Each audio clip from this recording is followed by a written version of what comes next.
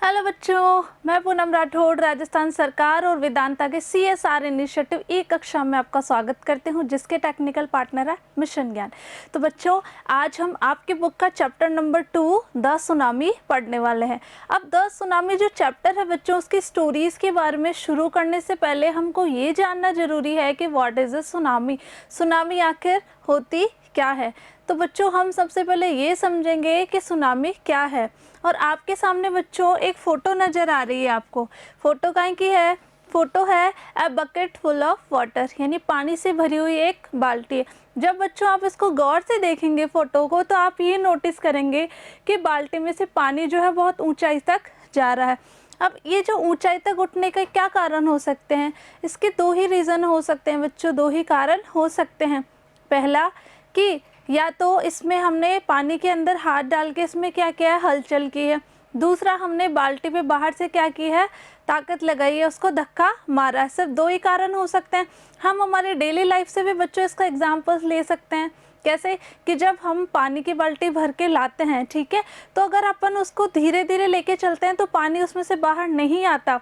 उसमें से पानी जो है बच्चों वो बाहर तभी गिरेगा जब उसमें अंदर कोई मोशन होगा या फिर अपन उस पर धक्का मारेंगे। ठीक है, यही दो कारण हो सकते हैं।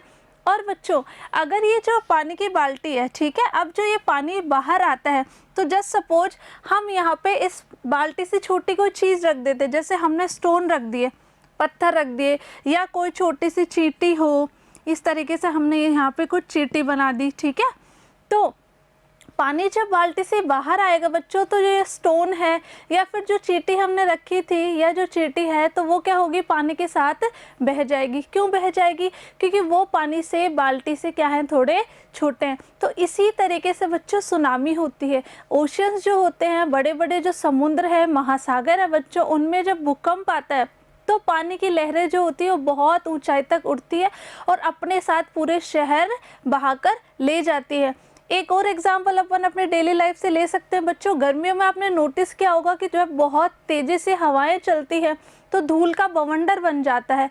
और ये चीज़ आपने अगर नोटिस नहीं की तो इसको नोटिस ज़रूर करना बच्चों, कि जब वो धूल का बवंडर होता है तो उसमें धूल जो होती है वो एक सर्कुलर मोशन में, नहीं गोल गोल मोशन में घूमती रहती है।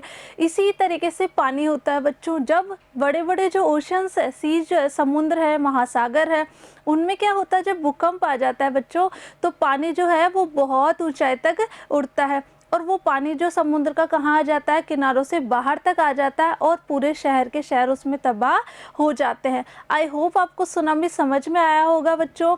फिर से एक बात दोहराना चाहूँगी कि सुनामी क्या है। जब समुद्र की बड़ी बड़ी लहरें हैं जो बच्चों ऊंचाई तक उड़ती है और अपने साथ सब कुछ बहा के ले जाती है, उसे हम सुनामी कहते हैं। और सुनामी जो है बच्चों बहुत ही खतरनाक होती है। तो आज हम सुनामी से रिलेटेड ही कुछ स्टोरीज इसमें पढ़ेंगे। A tsunami is a very large and powerful wave caused by earthquakes under the sea। यानी समुद्र के नीचे बच्चों अर्थक्वेक, जब भूकंप आ जाता है तो समुद्र की जो लहरें होती है बच्चों, लार्ज यानी बहुत बड़ी, ठीक है, और पावरफुल यानी बहुत ही ताकतवर, ठीक है, वो क्या होती है, जब समुद्र के नीचे यानी समुद्र के अंदर जब भूकंप आता है तो समुद्र में जो लहरें होती है वो बहुत ऊंचाई तक उठती है, ठीक है। आगे देखिए, ऑन 26 दिसंबर 2004, कब की बात है बच्चों, 26 दिसंबर 2004 की। A tsunami hit Thailand and parts of India such as the Andaman and Nicobar Islands and the Tamil Nadu coast।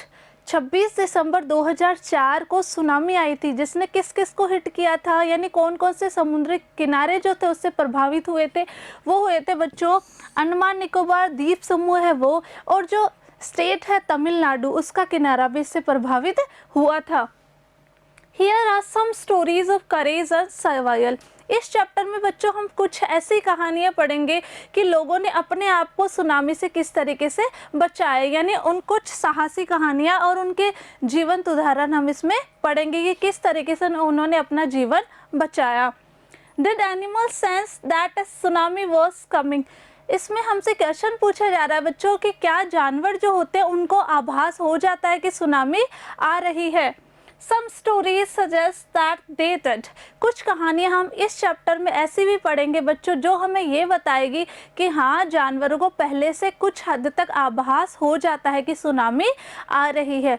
एक क्वेश्चन है बच्चों आपके लिए इसमें, When did tsunami hit Thailand? की जो सुनामी है वो थाईलैंड में कब आई थी? ठीक है, तो आगे जो भाग आएंगे बच्चों, आगे के जो वीडियोज़ है उसमें हम इसी तरीके के कुछ स्टोरीज पढ़ेंगे, हर एक पार्ट में नई स्टोरी के साथ मिलेंगे। तो अच्छे से आप समझ लीजिएगा व्हाट इज़ ए सुनामी। मिलते हैं नेक्स्ट पार्ट में। Thank you.